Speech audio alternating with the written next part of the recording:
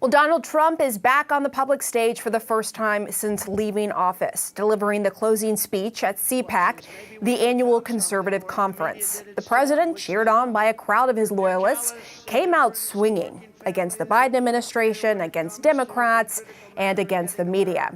The former president also teasing another possible run in 2024. Jim Acosta joins me now from CPAC in Orlando. Jim, the audience seemed to be eating it all up. No surprise, I guess. Oh, that's right, Pamela. I mean, this CPAC with Donald Trump closing it out is a liar palooza. Donald Trump opened up a fire hose of falsehoods on this crowd. He's still doing it right now. And this crowd is bathing in his dishonesty. And the biggest lie that he is telling at this CPAC is the big lie about the 2020 election, that he won the election and that it was stolen from him. He's repeated this several times throughout this speech here at CPAC. And here's one of those lies that he told earlier during these remarks. Here's what he had to say. Actually, as you know, they just lost the White House, but it's one of those things. But who knows?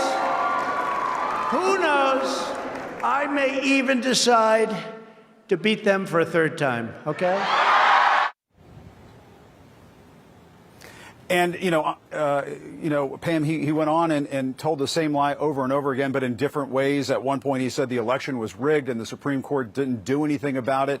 I mean, this is the same Supreme Court, as you know, Pam, that has three of his Supreme Court justices that he picked and put on the high court. At one point, he said that Democrats used COVID as a way of cheating. Just over and over again, repeating this big lie, but doing it in different ways. The other thing we should point out during this speech, Pam, he talked about Trumpism and what Trumpism means.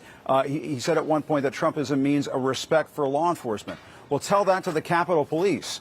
Tell that to the Capitol Police officer, Brian Sicknick, who died on January 6th. I mean, there are obviously members of law enforcement who would disagree with the president, the former president's description of Trumpism. He also talked about how his supporters respect the American flag. And as you and I both know, watching and covering that insurrection on that day on the Capitol, there were Trump supporters up on Capitol Hill using American flags to beat police officers. And so, the former president is not just lying about the election. He's just trying to pull the wool over everybody's eyes here at CPAC about what has been going on in the real world over the last couple of months.